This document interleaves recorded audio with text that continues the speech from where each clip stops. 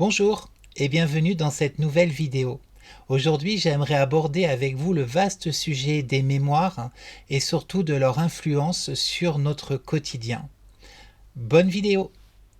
Nous sommes habités par de multiples mémoires qui viennent nous toucher à différents degrés et à différents niveaux. Le premier type de mémoire sont les mémoires qu'on pourrait dire qui sont extérieures à nous, comme par exemple la mémoire des lieux, la mémoire des objets, la mémoire des peuples, la mémoire des pays, etc. Et puis le deuxième type de mémoire est beaucoup plus propre à notre histoire personnelle, notre histoire d'âme et aussi notre histoire génétique en quelque sorte. Je veux dire par là, il y a les mémoires cellulaires, les mémoires familiales, avec tout ce transgénérationnel dont beaucoup parlent. Et puis il y a aussi les mémoires de notre histoire d'âme, c'est-à-dire les mémoires de notre vie passée. Alors j'aimerais commencer par les mémoires qui sont extérieures à nous. Elles ont elles aussi une influence assez importante dans notre quotidien quand même. Et commençons par la mémoire des lieux. Les lieux que nous habitons, les lieux où nous venons au monde, les lieux où nous travaillons aussi, vont tous être habités par des mémoires diverses et variées qui vont être en lien avec l'occupation qu'elles ont et puis aussi en lien avec la Terre elle-même qui peut remonter à des milliers d'années en arrière. Ces mémoires-là vont nous influencer indirectement. Je dirais plutôt que ça va être le choix de notre âme qui va choisir ces lieux. Alors ça sous-entend bien sûr en fait que dans ce cas-là, il n'y a pas de hasard et que les lieux, nous pouvons nous dire que les lieux que nous rencontrons, les lieux où nous vivons, les lieux où nous travaillons, les lieux où nous venons au monde, ont été quelque part sélectionnés par une partie plus grande de nous-mêmes pour nous permettre de nous mettre sur un chemin bien précis, ce qu'on appelle notre chemin de vie. On peut prendre par exemple au niveau des lieux, lorsque l'on cherche une nouvelle maison ou un nouvel appartement pour un nouveau lieu de vie, par exemple. Eh ben, on va avoir des critères, on va avoir des envies et on va se mettre à chercher. Et parfois, il se passe avec certains lieux des choses qu'on a du mal à comprendre, mais on va se sentir très très bien dans un lieu, alors même qu'il n'a pas forcément tous les critères que l'on cherchait au départ, et on va sentir une émotion nous traverser. Et ben moi, je crois que cette émotion, elle est en lien avec la mémoire du lieu qui va vibrer avec notre être, avec nos mémoires. Et je crois même qu'en fait, le lieu parfois peut nous choisir pour nous permettre de continuer notre route parce que c'est ce lieu va nous aider d'une façon ou d'une autre. Et puis il arrive aussi parfois que c'est l'inverse, ça m'est arrivé plusieurs fois dans ma vie où en fait j'ai investi des lieux et que c'était des lieux qui avaient plutôt besoin d'être soignés. Ils avaient des mémoires douloureuses, ces lieux, et je suis resté dedans quelques mois, quelques années, et j'ai eu vraiment cette impression de les soigner, de leur faire du bien, pour que eux aussi puissent reprendre leur route et convenir à d'autres personnes une fois que ces lieux-là sont allégés de certaines mémoires. Il y a aussi des lieux qui vont avoir des mémoires très particulières parce que certaines choses vont avoir été vécues et répétées pendant un certain nombre d'années et ces mémoires-là vont constituer une énergie particulière qui va pouvoir ou nous attirer ou nous repousser. Prenons par exemple les lieux de culte. Alors on peut prendre les églises, on pourrait prendre d'autres lieux de culte, mais prenons les églises. Il existe des personnes qui ne sont pas du tout ni chrétiens ni catholiques, mais qui vont ressentir le besoin, l'attirance de rentrer dans toutes les églises qu'ils vont rencontrer sans trop savoir pourquoi. Et en fait, ça va leur faire du bien. Et bien, qu'est-ce qui se passe dans ces cas-là? Ben, c'est la mémoire du lieu où il y a beaucoup de prières, de rites qui ont été perpétués pendant parfois des centaines d'années, ben, vont faire que les personnes qui vont passer à côté vont capter cette espèce d'énergie de recueillement, et les personnes vont se sentir attirées pour rentrer dans cette église et bénéficier de ce recueillement. De la même façon, si on va se promener dans certains endroits où il y a eu des guerres, où il y a eu de la violence, où il y a eu des choses un petit peu difficiles, eh ben, il y a quelque chose en nous qui va le ressentir, et sans comprendre, qui va sentir un espèce de dégoût, ou qui va se sentir avec la sensation de devoir quitter le lieu sur le champ parce qu'on s'y sent très mal. Alors on peut élargir aussi ces mémoires à la géographie plus grande de notre Terre, et on peut aussi parler de la mémoire des peuples. Les peuples sont des groupements d'êtres avec une langue particulière, avec une histoire particulière, une façon de penser et de vivre particulière. Et notre âme va elle aussi choisir le peuple dans lequel on va venir vivre notre incarnation, ben, pour nous permettre en fait de déployer certaines de nos qualités, certaines de nos souffrances aussi, pour pouvoir les travailler et les transformer durant notre incarnation. Donc le choix du pays, le choix de la civilisation va être aussi très déterminant, et va bien sûr avoir une influence sur notre quotidien, puisque notre vie, selon l'endroit de la terre où on va vivre, va avoir une saveur et une structure complètement différente. Et là, bah, il y a des fois, on va vivre dans un peuple bien précis, et on va pas du tout se sentir en phase avec ce peuple. On pourrait croire qu'on est dans une erreur d'incarnation, mais non. C'est-à-dire que en fait, bah, on a besoin de la mémoire de ces peuples, qu'elle fusionne en quelque sorte avec la globalité de notre être, pour pouvoir faire naître, mûrir, grandir, hein, ou guérir quelque chose. Alors une autre mémoire extérieure à nous, et qui est très importante parce qu'elle nous influence tous les jours, sans qu'on s'en rende forcément compte, mais qui peuvent, si on en a un petit peu plus conscience, nous aider si on met un peu de lumière dans tout ça, c'est la mémoire des objets. En fait, dans nos maisons, sur nous, on vit en permanence entouré d'objets, que ce soit des objets de décoration, nos vêtements, nos meubles, etc. Mais il faut savoir que tous ces objets sont porteurs et diffuseurs en quelque sorte d'une mémoire. La façon dont ils ont été fabriqués, les objets, la matière de base dont les objets sont tirés, les personnes qui ont aidé à la culture des matières premières, ensuite à la transformation, puis à la construction de l'objet, eh bien, tous ces objets-là vont être porteurs de toutes ces mémoires-là, en fait. Et quand on dépose un objet chez nous, ou qu'on le porte, eh bien, on va ressentir de façon indirecte, mais on va le ressentir quand même, euh, l'influence de ces mémoires-là, euh, de ces objets-là, en fait. Donc c'est très important d'en avoir conscience, parce que c'est vrai que quand on a des meubles, ben, un petit peu comme celui-ci là, qui est construit à grande échelle, et peut-être d'une façon très industrielle, il peut être porteur d'énergie qui sont pas et de mémoire qui sont pas forcément très lumineuses.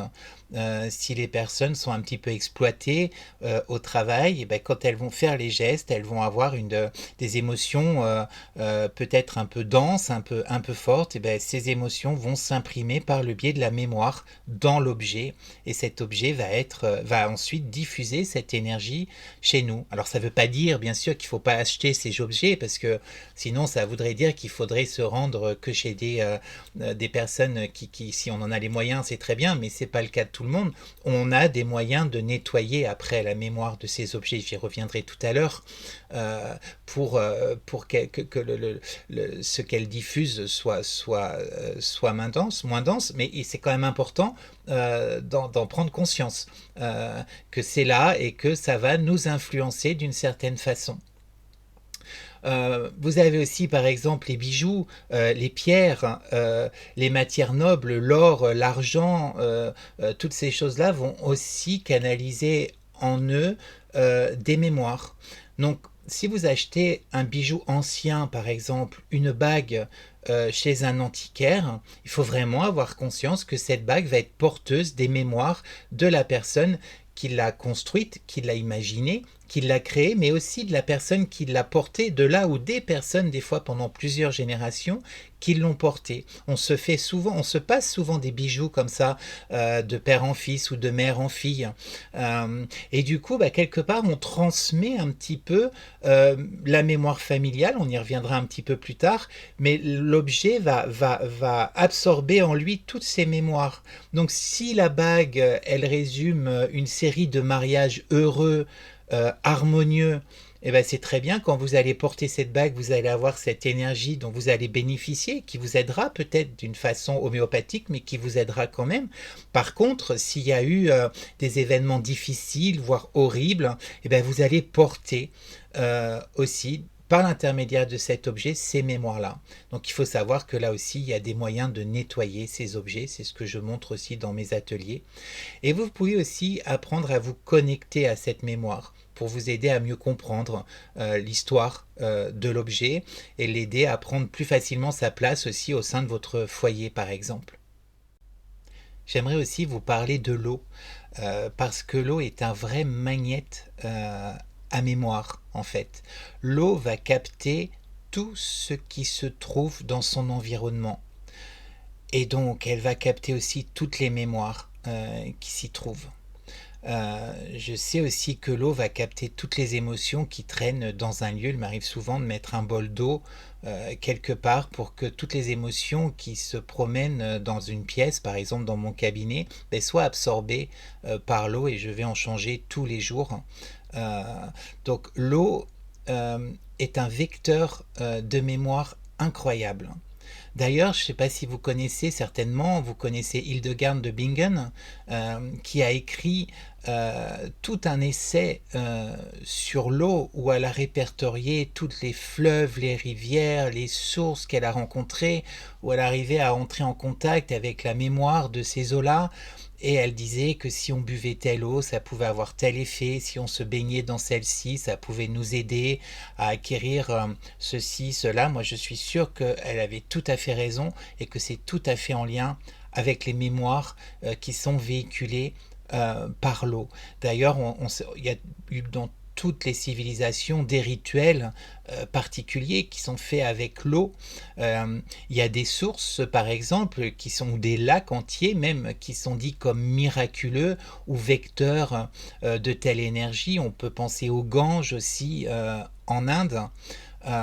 Donc ces eaux vont avoir tout un tas de propriétés subtiles qui sont en lien avec les mémoires du lieu. Il existe un lieu en Dordogne, par exemple, qui s'appelle Fontpérine, sur lequel j'adore aller chercher l'eau pour fabriquer mon eau lunaire, par exemple, dans les soins esséniens que je pratique, hein, parce que cette eau, elle est parfaite, hein, elle a une parfaite énergie de guérison, en fait. Et donc, elle équilibre, si on l'applique sur les gens, elle équilibre des liens, des endroits souffrants du corps par exemple, ou même de l'âme, si on l'applique sur un niveau un petit peu plus subtil. Tout ce qu'on mange aussi est imprégné de mémoire, que ce soit de la nourriture animale ou végétale. Euh, tout ce qu'on mange, nous allons aussi quelque part incorporer en nous la mémoire de cette nourriture. Donc si on mange beaucoup de nourriture qui sont raffinées, transformées, industrialisées, là aussi on peut par exemple euh, euh, ingérer en nous de la nourriture qui peut avoir des vibrations très basses à cause de la mémoire qui s'est imprégnée lors de la transformation. D'ailleurs, il y a un petit exercice que j'aime bien faire avec la nourriture, c'est lorsque je mange quelque chose, essayer de le manger avec un peu de conscience et d'essayer de penser à la personne qui a cultivé, qui a récolté, qui a transformé l'objet et d'avoir un sentiment de gratitude pour toutes les personnes qui ont permis que ce mets soit dans mon assiette, évidemment, la personne qui la cuisine aussi, mon mari cuisine beaucoup, donc j'ai aussi un sentiment de gratitude pour lui quand je mange. D'ailleurs, voilà, on remercie beaucoup. D'ailleurs, vous savez que nous sommes constitués d'une énorme partie d'eau, je crois autour de 70% de notre corps physique est constitué d'eau. Et donc notre corps physique est aussi un vecteur extraordinaire de mémoire, c'est-à-dire un capteur, un récepteur aussi bien qu'un transmetteur. Et donc c'est pour ça que nous sommes des êtres aussi émotionnels, parce que l'eau qui nous habite est en permanence imprégnée de mémoire, d'émotions, qui nous font agir et réagir. Alors lorsque l'on prend conscience que nous sommes entourés par toutes ces mémoires, on pourrait vite se sentir un petit peu cerné et impuissant face à elles, mais n'ayons aucune crainte. Apprenons plutôt à nous promener au travers de ces mémoires sans les faire nôtres, en se disant simplement qu'elles ne nous appartiennent pas. Alors oui, il existe plusieurs méthodes qui peuvent vous permettre d'alléger les mémoires des objets, des lieux, même du peuple dans lequel nous évoluons. Nous pouvons aussi faire de ces mémoires des alliés qui peuvent nous aider dans notre chemin de vie et dans notre avance dans le quotidien, même à solidifier, à renforcer notre santé. Prenez l'eau par exemple. Vous pouvez choisir de boire une eau qui a un sens pour vous parce que vous connaissez l'histoire de la source par exemple et vous la buvez en conscience, cette eau. Et elle va vous apporter ses multiples bienfaits. Elle ne demande que ça, elle n'attend que cela. Si vous avez des objets chez vous dont vous remettez en cause peut-être la pureté des mémoires qui les habitent, il existe des moyens aussi pour les nettoyer, les alléger. Ces objets-là aussi ont besoin de soins en quelque sorte. Vous pouvez par exemple utiliser une eau salée ou du sel en fonction de la taille de l'objet. D'ailleurs, si ce sujet vous intéresse et que vous voudriez que j'aille un petit peu plus en avant, parce que là dans cette vidéo j'ai vraiment survolé un petit peu le système des mémoires un peu externes, n'hésitez pas en commentaire à me dire, à me demander d'aller plus en détail sur un sujet, que ce soit sur l'eau, les lieux, les objets, la façon dont les nettoyer les mémoires, etc. Et ce sera avec un grand plaisir que je ferai des vidéos un petit peu plus poussées. Parce que là, je tente, j'essaie de voir ce qui peut vous intéresser et j'attends surtout vos retours pour pouvoir aller plus en avant sur des sujets qui peuvent vous intéresser plus que d'autres. Et puis, pour revenir aux objets, par exemple, si vous partez en vacances, en voyage et que vous allez rencontrer des lieux, ce qu'on dit sacrés, des lieux à haut pouvoir énergétique, etc., ramenez avec vous un petit caillou, un peu de sable, un peu de terre. Et ayez chez vous un réceptacle, ça peut être un bol, un saladier, un bel objet dans lequel vous mélangez tous ces objets, et là encore votre lieu pourra bénéficier de ces belles énergies. Dans la prochaine vidéo, j'aborderai les mémoires qui sont plus propres à nous-mêmes, c'est-à-dire les mémoires de nos vies passées, l'histoire de notre âme, les mémoires de la famille dans laquelle on s'est incarné, c'est-à-dire les mémoires transgénérationnelles, et puis j'aborderai aussi un petit peu cette union mystérieuse entre les deux au travers des mémoires cellulaires. Alors si cette vidéo vous a plu, s'il vous plaît mettez un petit pouce bleu, ça m'aidera beaucoup, abonnez-vous, partagez-la, et mettez un petit commentaire, mettez-moi dans les questions comme j'ai dit tout à l'heure si vous voulez que j'aborde des sujets plus en précision. Je peux faire des vidéos, là j'ai vraiment survolé, n'hésitez surtout pas et je vous remercie de regarder ces vidéos et je vous dis à bientôt, bye bye.